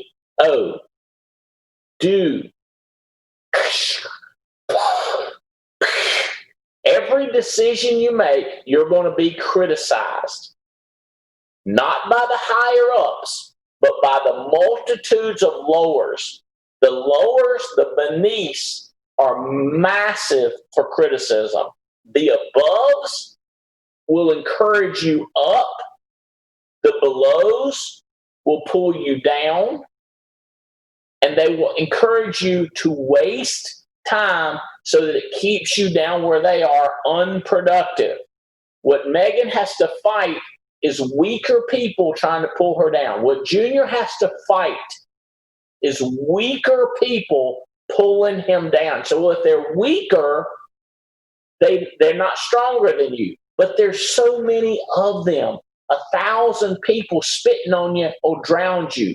1,000 people trying to pull you down. I don't care how weak they are. It's like a snowflake. Enough snowflakes will cripple a town. One snowflake is snot strong. Did I just call a snowflake snot? A snowflake is snot strong. But when you put 1,000,000 snowflakes together, they'll freeze a city. So you put a 1,000,000 numbnuts together, Megan, you start hanging around them, they'll freeze you because you can't take action, because you can't take any, you don't have any grip. You don't have the ability to move forward. Okay? Overcoming yourself is huge. Let's do this last slide, and I'm going to come back to these individual producers for tips. I'm getting great text here. Great text. Thank you guys for the updates. Okay. All right. Here we go. To become a self-starter, be persistent. Never give up, no matter what. She said no. Give her 10 reasons to say yes. He said he ain't going to write you out. Give him 10 reasons. Come back tomorrow. Get a friend to call. Get a relative to call. Never giving up. This type of initiative creates involvement, which is when you do to something. There's a word called enfold. Enfold means to do something to something. Do to it. That's where initiative comes in. Being involved in your business requires you to ensure things are getting done and boxes are being checked. It's called due diligence. Megan, when I call you and ask you if you got referrals, when I ask you, are you green sheeting? I am check sheeting you. Junior, when I called screaming at you the other day about that new agent that we transferred under you, I was check sheeting. I was involved in that business. Okay? Persistent on checking things off. Basics. Hello, 40 appointments. Done. Let's go down to number 2, the second part. Remaining curious. Wanting to understand. Many of you, I call you and ask, I'm just curious. I'm just curious. What do you waste time on? I'm curious on what's happening. A sense of wanting to understand. This is a type of initiative that creates engagement, which is doing with other people. Being engaged in your business requires you to encourage others and continuously accept and connect to the objectives that will make them successful. So when I say, what else do you like to do in your life? What's your habits? How old are your kids? Where do y'all like to travel to? I'm curious as to what's pulling you away from the business. I'm curious as to what's pulling you toward the business. So there's checking off, which is persistence, which is an attitude, which is doing to, and then there's curious, which is investigative reporting. Oh, I wonder what's holding you back. These are the 2 things that drive your business.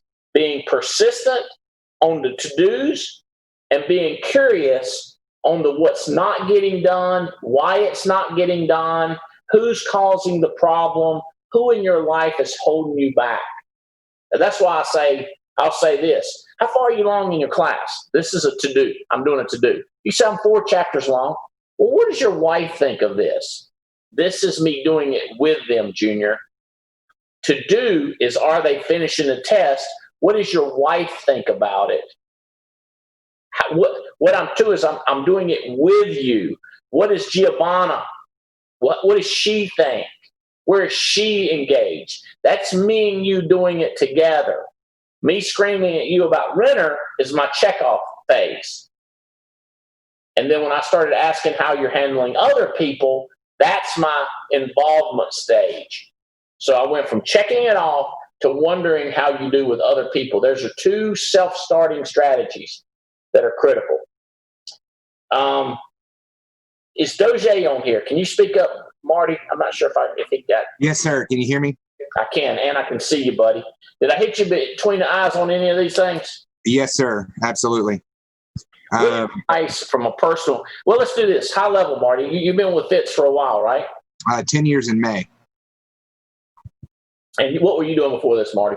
The same as Megan. I was a bartender for 16 years. Apparently, it's good training for this business. We got no problem talking to people. Y'all should go to a bar and meet somebody and say, "Hey, look, I know a lot of bartenders making $250,000. You interested?" I'm doing it on a social media group on Facebook. I'm dropping nuggets of everybody that got laid off. Are you really? I am. That's a good idea in Florida. Is go to a social media group, like a Facebook private group for bartenders. Mm-hmm. What are y'all doing now? Hey, right? Yeah, here in Texas, they shut the bars down again. So the restaurants are open, but the bars are closed completely. So I replied to somebody saying, "Hey, I lost my job. What is everybody else doing?" I was like, "Not sure if you're interested, but I've been doing this 10 years, yada, yada, yada." And I've got 6 interviews set up so far this week off of that. I didn't expect a great tip like that, but that's great, Megan. Bartenders get laid off, especially in Florida. I don't know what's you're in Texas. They shut down the bars in Texas? Yes, sir. And so far, the testing centers for licenses are still open. So that's kind of a bonus. Yeah, we always thought alcohol cured everything. We didn't know it hurt. Alcohol. Yes, sir. I thought you're drunk, you get it COVID. Apparently, that's right. Sucks up in there to the alcohol, apparently. So you married, got how many kids? 2 now. Harper will be 3 months on the 10th, 2 days. Good stuff. Congratulations, man. Thank you. But yeah, the things that punched me in the face was that last slide. I mean, all of them were very eye-opening, and I think that the only reason I've survived were habits that Fitz helped me create. But coming over your own excuses and your own insecurities, I mean, I've been in the same position for quite some time, and I see someone like Megan come on, and all she's talking about is all the other products I've never sold. And I was like, so insecurities and excuses of not learning a new product, not jumping on a webinar at 7:00 at night with Ivy is costing me hundreds of thousands of dollars. And so having some conversations with Katrina Gustin and Jane Hill, really eye-opening on moving forward. So I'm excited to see what the next 6 months of this year looks like. How is this 40 appointment thing hitting you? Is that kind of challenging you? Like, oh my God, how are these guys doing it? I mean, it is. But after having a conversation with Chris Hill, I've been here 10 years. I got over 4,000 clients. It's not going to be a problem hiring somebody just to call through my current clients and set appointments for me to begin with. But we were also talking about getting a new person started with 20 appointments a week off of annual reviews that are free. Oh my God. And so, really excited for the next 6 months and seeing what's going to happen. And that's just me. That's not even people that I've hired that are no longer with us. Oh my so, God. Yeah. What a gold mine, Marty. It is. And Robbie Kraft, the sales that we pushed for the 10K this week, 8 apps, 2 were off of a lead, which was 1 home, and 6 were sending out happy birthday texts. So, Robbie, thank you. Zero lead costs.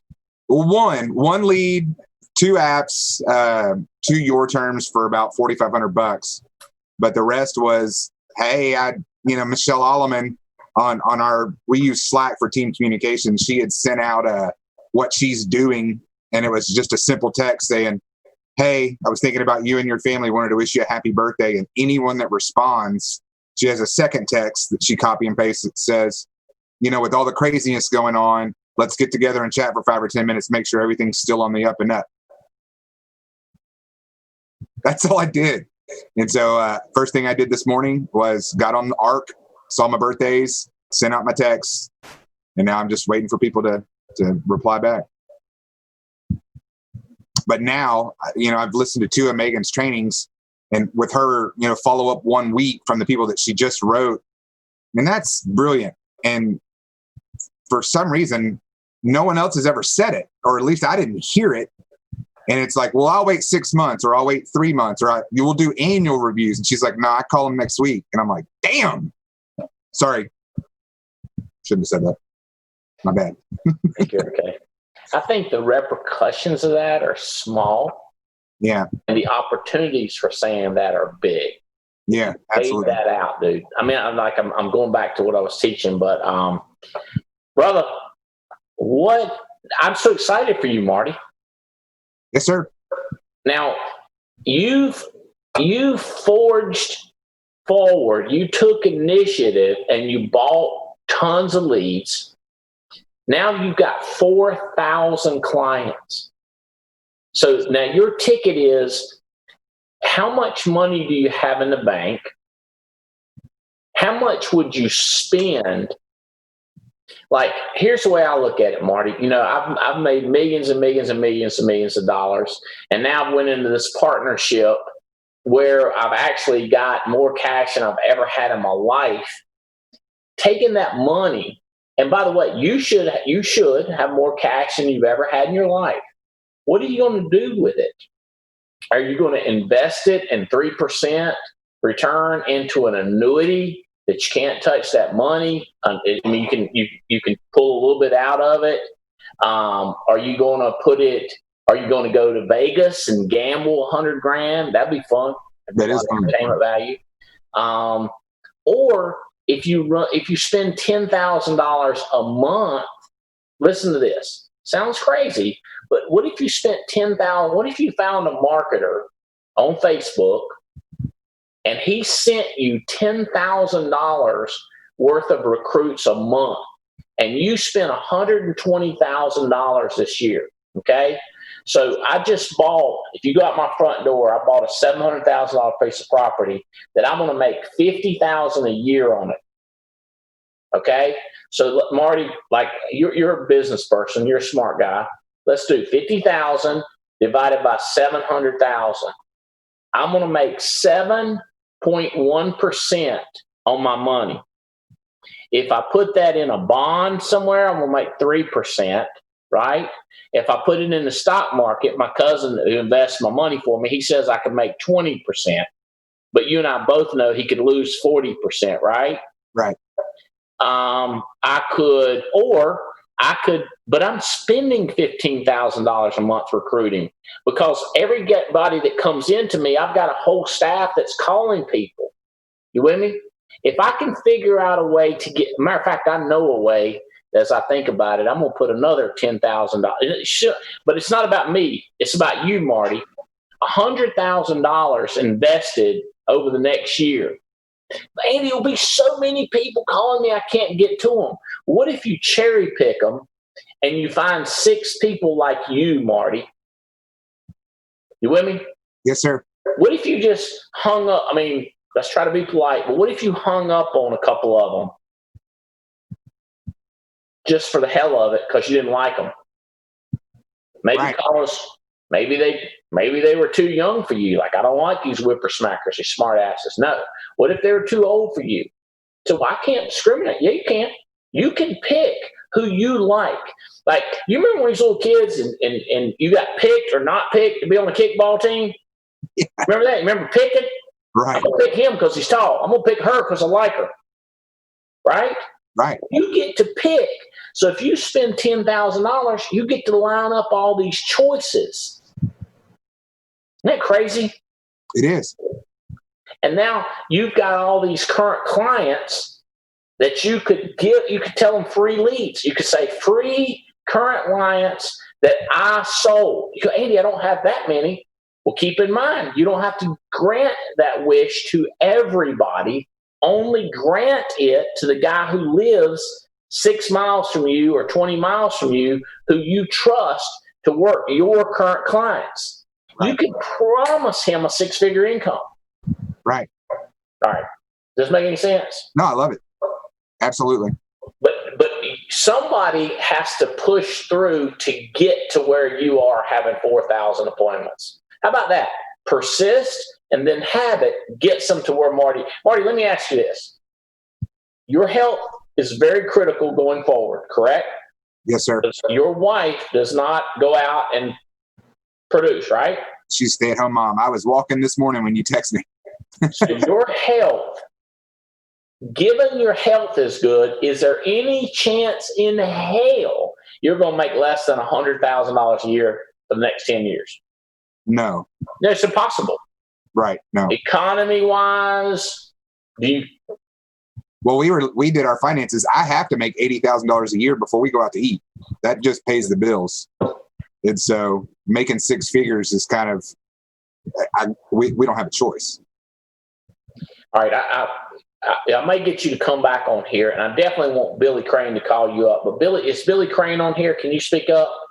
Billy does not have 4,000 clients. Come to you. I see you, buddy. I got you loud and clear, Billy. Yes, sir. Billy, he's got 4,000 clients. Does that blow your mind? Gold mine. One day, it's coming. It's coming. How many clients do you have, bro? 600 in a year and a half. 600. Not bad. Yep. Do you think you got all the juice out of them like Megan Wood's doing? Of course not. It's a lot of Pope in there, baby. Squeeze the orange. Got to go squeeze it. Got to squeeze it. I mean, tell them about your week. I know you had a big week. You heard Mia talk about her week. Tell us high level who you are, kids, wife, married, education, and then tell us your week. Okay, so Billy Naylor Crane, we out of Detroit, Michigan. My background is I've been in sales, I don't know, since 13, 14, but before this, I was at LA Fitness for 10 years, managing a health club, and then my wife is a radiology tech. She does all the MRI, CAT scan, all that stuff.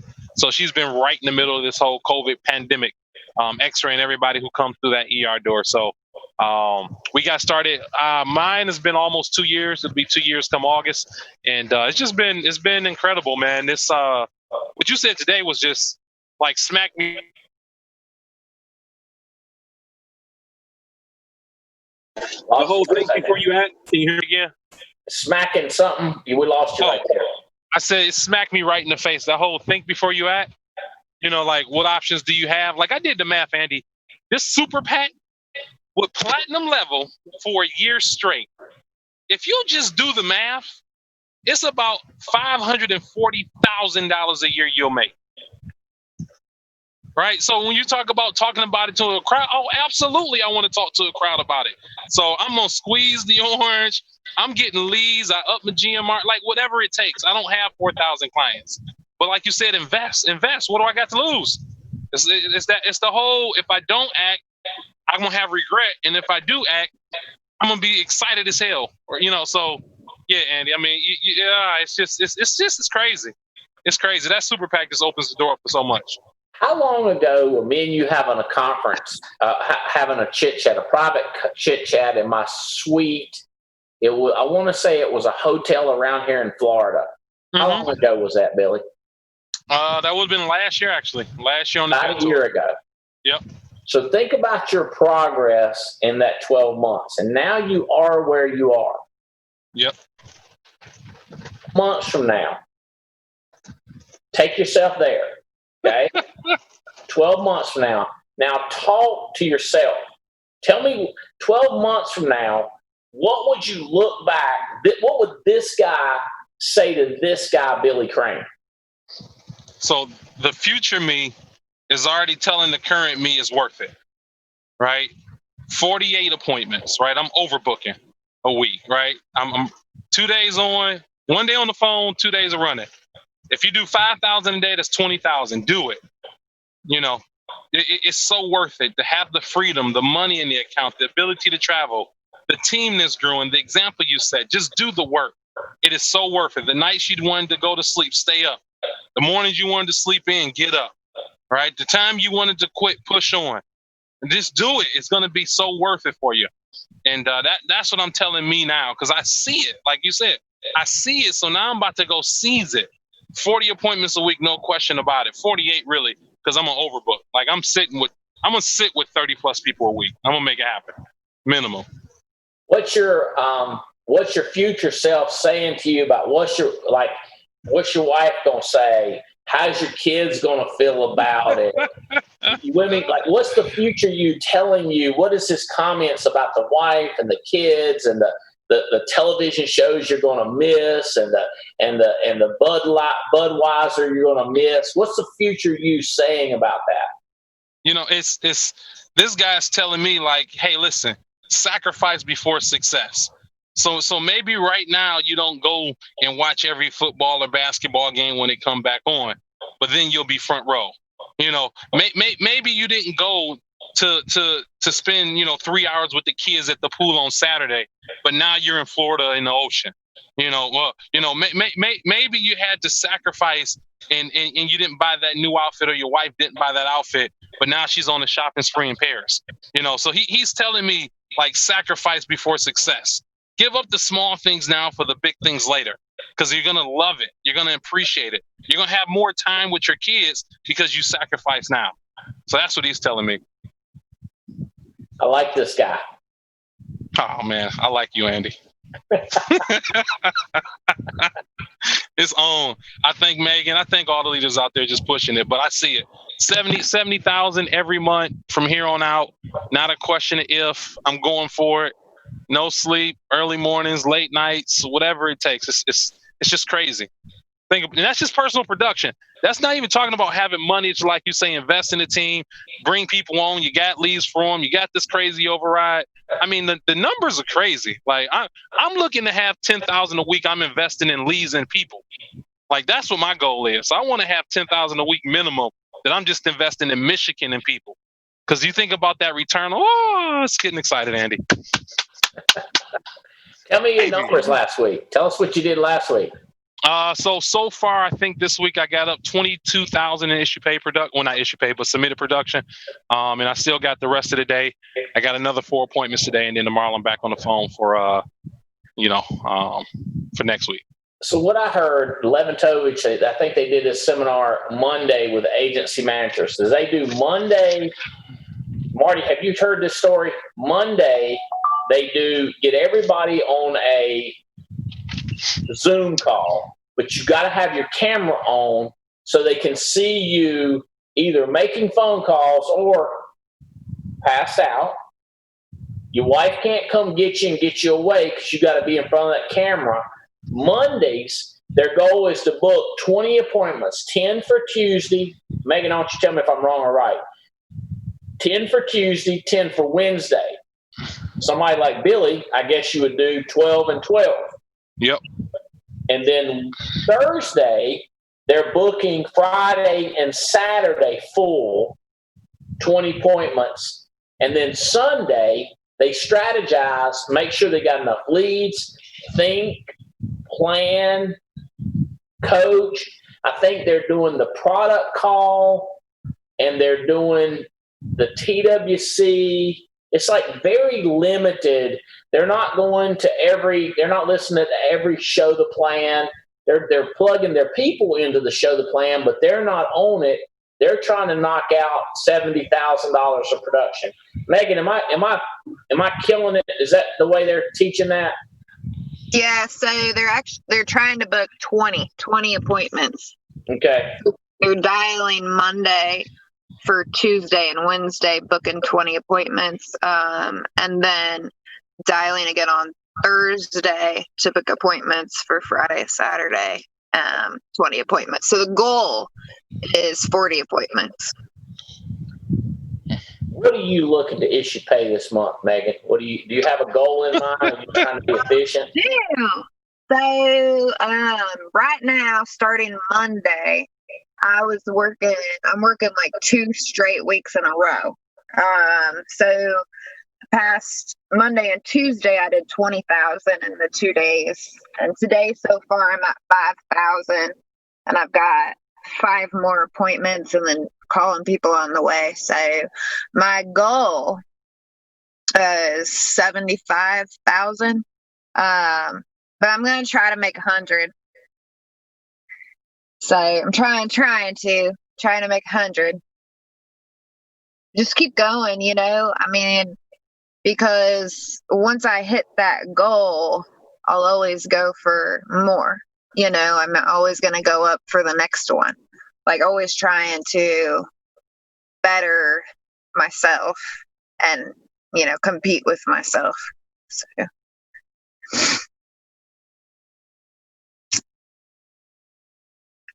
All right. Billy, are you doing a Zoom tomorrow and booking appointments in front of people? Yep. So we're doing 9 to 12 is my first round, and then I'm gonna get back on again from 6 to 9. So my thought is those first 3 hours I book for Friday, and then the end of the night I book for Saturday. Okay. I think.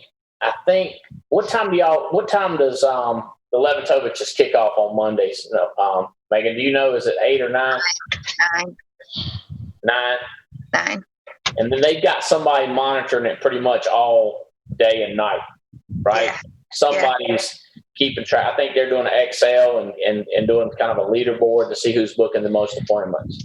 Yeah, it's helped. It's helped a lot. Yeah, you tell about Annette, the girl you've been coaching that I hired. You've been coaching her, and she's hitting some crazy numbers doing that Zoom, right? Yeah. So she was on the Zoom Monday, and she got to her 20 appointments booked. So that was her best she had yet, and it's all because of that Zoom call. 20 appointments in one day she booked? 2 days. 2 days. So. No. I'm saying, did she make all the phone calls in one day? Yeah. Yep. In one day, she booked 20 appointments. It wasn't even one day. It was like so many hours. You know what I'm saying? I mean, it's helping people in more ways than one, because even if you're not dialing and you are maybe like just calling people or doing, like, for me, I was on the Zoom and I was calling people like about hospital indemnity plans. I was calling people like that. And it even helped me, like, because you have somebody watching you. So it's like you're competing with others because you see everybody's working, right? You feel like, oh my God, I got to keep going because there's other people working too. So yeah, I mean, it's helping a lot, you know. Yeah, Annette did the best she's done, you know, set her record. So she's doing great. Chris Manifold, you know, he's on there. He's doing great. I mean, it works, you know. I mean, do what's working. So, you know, that's been it's what we were just talking about, accountability. That is the epitome of accountability. Being on that Zoom and people watching you and you texting, hey, or you unmute your phone. You get to unmute your phone and say, hey, I got one, right? Is that what they're doing? Yeah, or send it in like the chat, you know. So they post the numbers of, I mean, how many apps sold, you know, everything, how many appointments set. So yeah, they're, you know, I mean, I'm really doing that. Am I over by 20 minutes on our show? Yeah. Oh, Time flies when you're having fun. Isn't that crazy? I normally am finishing 15 or 20 minutes early. Here where I look down, Tim's site had to jump off. He had an appointment that he had to run in. He apologized. He had a great week. I think 10 grand. Junior Korea, come back on here. I ain't had you talk. I want you to talk a little bit, and you're going to wrap it up. You're the finale. Oh, God, that's a lot of pressure. I hope I can be as motivational as Megan. Hey, Andy, you'd be proud of me. I told her not to stop. I told her to find a $3 million annuity while she's at it. That'll hit. Junior, yes, sir. Paige Clark, hired by Paul Epstein, jumped on one of these Zoom calls, booked 12 appointments in one day, wrote 12 apps yesterday, her record. Some girl named Paige Clark, record 12 apps. This peer pressure that we talked about all today, accountability, we're on a team, Junior. Yeah. And you're bringing people on your team. Okay, I'll let you wrap it up, Junior, but anyway, I want to get that. No, I think it's huge. And the biggest thing I want people to know is I was the number one fan against 40 appointments in the company. Were you really? So against it. I was mad. I was like, why the heck we have to do that? And but the peer pressure will eventually get to everybody. And you know me, I'm a positive peer pressure. I'm not a negative peer pressure kind of person. I never want to yell at somebody to do 40. So I got around the agency managers when we got together, and I talked to Bay Lake and Sydney, and I'm like, how are y'all doing it? And they kind of explained that structure, that Monday and Thursday. And I was like, oh, it's not that hard. I'm like, I was overcomplicating it in my mind, thinking how do you restructure everything? You told me a person would mentally explode if they did 40. I said I'd get tired. That's what I said. And you might get tired, but it's so doable. It's ridiculous, and it's fun, and we're all doing it together. And we don't get on there and yell at anybody for not doing it, but we're encouraging people to get to the level, and it's cool. I love it. I love what we're doing. I didn't think it was going to be possible, but other people are doing it, so it's like why fight it? You issue paid $17,000 in a week. Is Giovanna like the deposits? Does she go on ARC, see how much money y'all got deposited? She has access to the account. She doesn't have a habit of looking at it, which I'm kind of glad. So that's not one of the habits she's formed. So I'm okay with that. We just surprise her. Does she know how much money is in a bank account? No. She don't? I do. It's more than we've ever had. It's pretty crazy. Did she ask you before she buys groceries? No. I was sick this week. She comes home on whatever day it was, because I didn't have a thermometer, and all my family's telling me, check your temperature. She comes home. She's like, baby, they only had one thermometer left. It's $70. It's like, who buys a $70 thermometer? But I didn't care. I was like, whatever. Didn't matter to me. So you're saying she should have bought it? Yes, she should have bought it. Did she not buy it? No, she bought it. She did. And I was shocked. I wasn't that upset. Normally, I'm like, thermometer, but I wasn't upset. I was a little upset, but not too much. So no, but we're just doing stuff, and it's fun. We're getting debt paid off. We're reinvesting in people, and I'm realizing what you're realizing is that I've got to spend my time with the top people, and it's okay to require or request them to be up here. And we're really not asking that much of them. 40 appointments, submit your numbers, be on the Zoom call. I mean, it's not like we're saying, go give up your first child. That's a big ask. And even that person was committed. Anyway, I don't know what I'm saying no more. Junior. Yes, sir. Proud of you, man. Thank you. 17,000 a week, baby. How many apps was that? How many apps issued? 9, 10, I don't know. 9 apps. You beat Megan this week. She was on vacation. Hey, sorry for going over, guys. I hope this was very beneficial. Billy, Doje, Megan Wood, thank you so much. You guys go kick some butt. Can't wait to see who wins the issue paid race this week. Let's go get after it. Thanks for having us, AD. Be accountable. Later. Thank you, Doje.